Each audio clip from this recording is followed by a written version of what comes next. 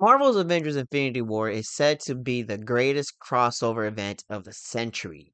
From the humbling caves which hardens Iron Man to the endless stars where the Guardians of the Galaxy secure. The MCU has expanded over the course of 10 years, with 23 movies taking us down the rabbit hole of the Infinity Stones as the universe is at threat of Thanos. Avengers Infinity War is an 8.5 out of 10 and is one of the best MCU movies to ever be released. If Infinity War is the crescendo climax to the saga, then Endgame is the lonely road of nostalgia. Endgame, on the other hand, was empty, vamp, and reshoots. Endgame is a 5 out of 10 movie, which only has the ending fight scene being the coolest part ever, because, well, no shit, seeing good versus evil in a giant battle is what makes a spectacle. I was blessed and honored to be in a lifetime where, as an adult, I was given the crossover event of my adult life.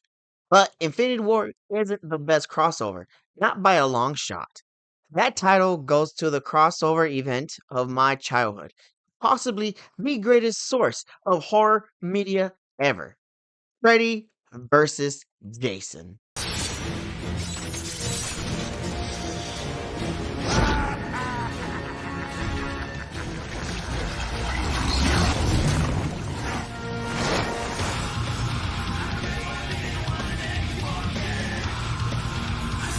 Here's some quick background for y'all to understand your very disturbed host at home. Friday the 13th is the best movie franchise to ever be created. This is one of the first series I saw fully through. Friday the 13th is also the first movie I can physically and mentally remember being the first movie I've seen. I remember being 3 and hiding behind the couch seeing Kevin Bacon dying. Jason motherfucking Voorhees is the shit, and he isn't even the OG killer of the series. The series is 40 years old now, but I won't give that spoiler here because it's a classic twist in horror. But don't watch the first 15 minutes of Scream either. The tale of the Friday the 13th is revenge. Jason drowns as a child, but is raised from the dead to seek his revenge on those who disturbed his slumber. Incompetent is Jason's favorite thing to hunt, and hunting he does best.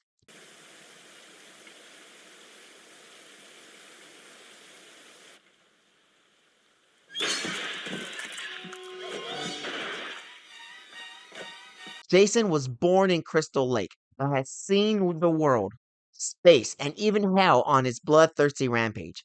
Speaking of hell, Jason Goes to Hell back in 1993 is where the origins of our movie is buried. Jason is blown up to smithereens and has deep throated about 5 people trying to kill his remaining family member so he can come back to life. Jason is defeated and is dragged back down to hell by demons. The final shot is Jason's mask on the ground being sucked in by the arms and claws of Freddy Krueger.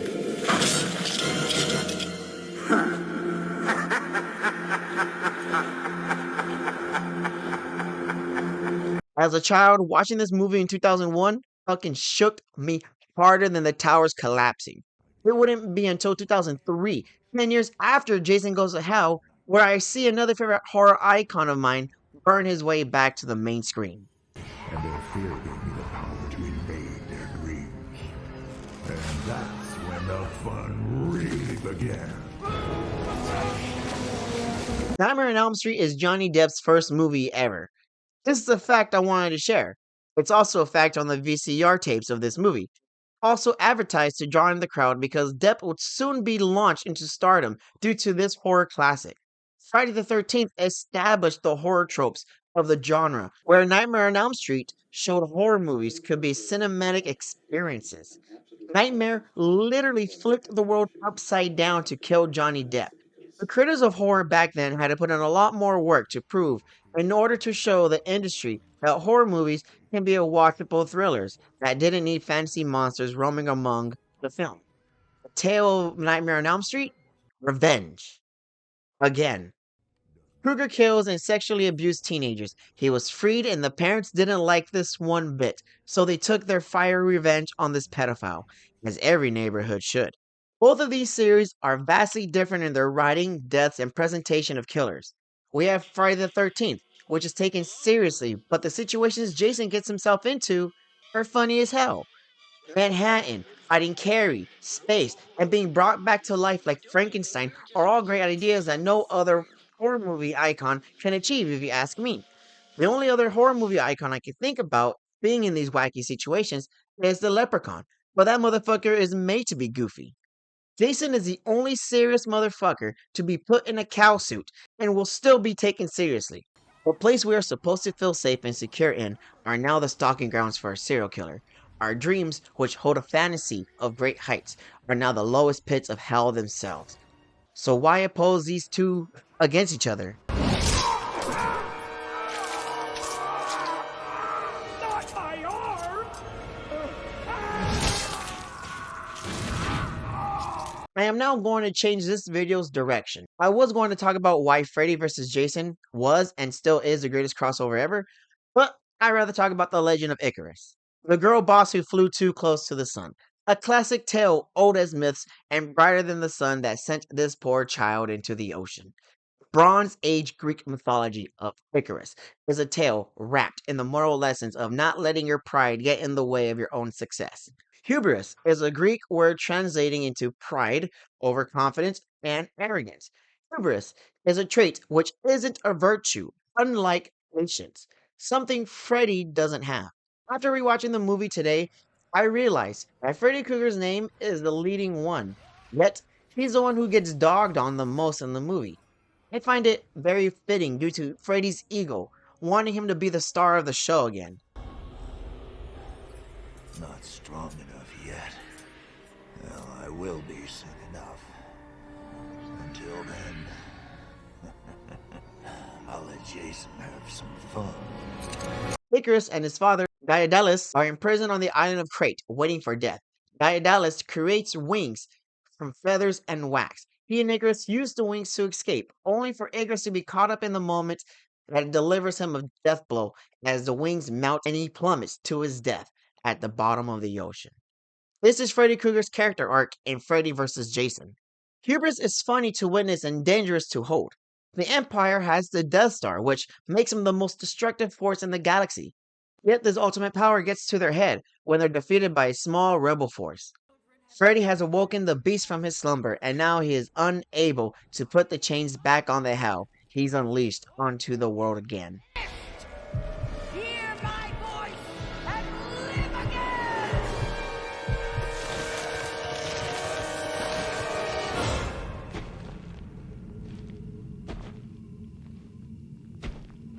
Make them remember me, Jason. Make them remember what fear tastes like! The stupid, hungry dog that is Jason turns on Freddy and bites the hands that fed him. But how did we end up in this scene with the fear of God in the eyes of Freddy Krueger? Well, Krueger fucked around and found out. And what happens when you manipulate the boundaries of dark magic? Krueger has been out of the game for 4 years now and wants the town of Springwood to remember his name once again. Krueger wakes Jason from his coma and directs him into Springfield to start killing. But Freddy has no clue who or what Jason Voorhees is. Jason acts as the wings for Freddy's escapement from the prison he's held in. Those very wings will bring Freddy's crashing down into reality. Freddy's main plan is to have Jason kill teenagers so people can remember the name of Freddy Krueger, so he can gain power within the dream world, so he can begin killing again. What's the name?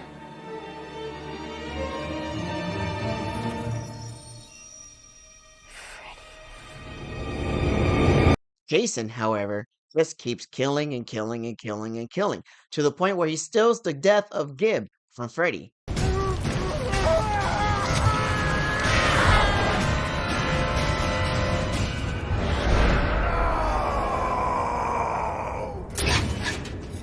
She's mine!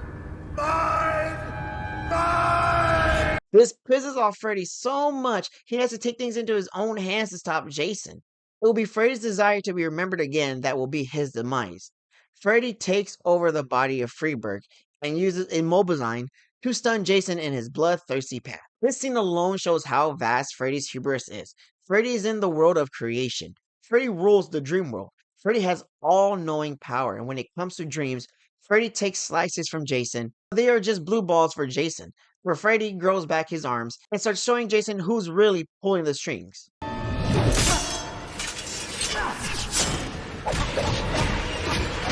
The pinball scene is such a Freddy scene, and it's a beautiful scene to see Freddy shine again after the first hour being dedicated to Jason. We see Freddy's known creativity, witty humor, and humorous thrill take screen as Jason is tilted throughout the factory. Freddy is emasculating Jason before our very eyes, to the point to where we see who Jason really is deep down inside. A scared little boy crying for his mommy. I find this next part very disturbing. Freddy is alone with a vulnerable child, some of his first victims ever. Freddy then proceeds to violate Jason, like he did with his first victims. Freddy does the inverse of the movie's title, and Freddy does the fingering this time around.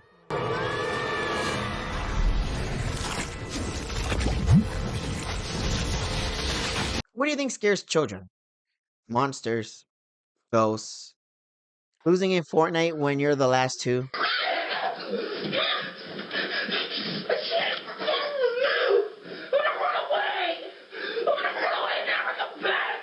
I think what scares children the most are adults they're supposed to trust.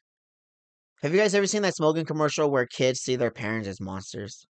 That commercial represents what I'm trying to say. Jason died because the counselors who were entrusted by parents to watch over their children at a summer camp failed him and let him drown as they screwed each other. Freddy was able to kill because he was a groundskeeper on a school campus. As a child, we tend to listen to those in charge or authoritative positions. Jason lives in fear, which humbles him, where Freddy lives on fear, which makes him feel more superior. Murderers like Andre Chicotilli, Mary Beth Tinning, and the Monster of the Andes are all serial killers who murdered children because they were the easiest of all targets. Killing people can make serial killers feel superior. Killing children can make someone feel even more superior, adding in more hubris for Freddy thinking he's going to win this fight. Lori wakes up from her nightmare and she pulls Freddy from the dream world, ready for a showdown of the century. Freddy has the fear of God in his eye because he has flown too close to the sun this time. He is in the real world where he is more vulnerable. The fight between the two monster slashers is gorgeous.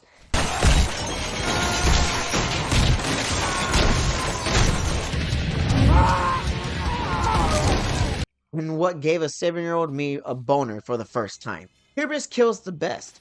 When Freddy unleashes rods of penetration, he glows as he pushes a giant, whatever the fuck this is, to whack Jason off around more. Freddy then shoves his cart of sand down for the killing blow, but due to his own dumbassery, the cart gets stuck on the only crack on the fucking rail, and he is thrown off by the whatever the fuck this thing is, falling into Jason's arms, and both of them proceeding to get hit by the sand cart. It's funny seeing how much of a joke Freddy is, because he sort of is a joke, or has been made into a joke over the years due to Robert Englund's performance. Freddy got himself into this position through years of hubrisly gloating. The movie begins with a kill montage of his victims and him getting his ass handed. Freddy has been dick-sizing this whole time, and he keeps getting short-ended. Like Kenny Rowland says, I mean, you got these teensy-weensy little things, and Jason has got this big old thing, like...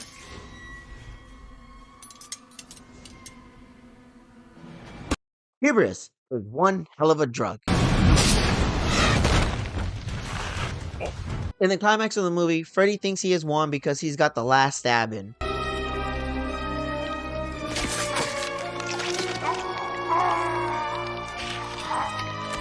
Look at his face. He looks like he wants to win so fucking bad. He's sweating grease. So much so, he comes back after being exploded to only get stabbed by his own claws from Jason, then beheaded by Lori.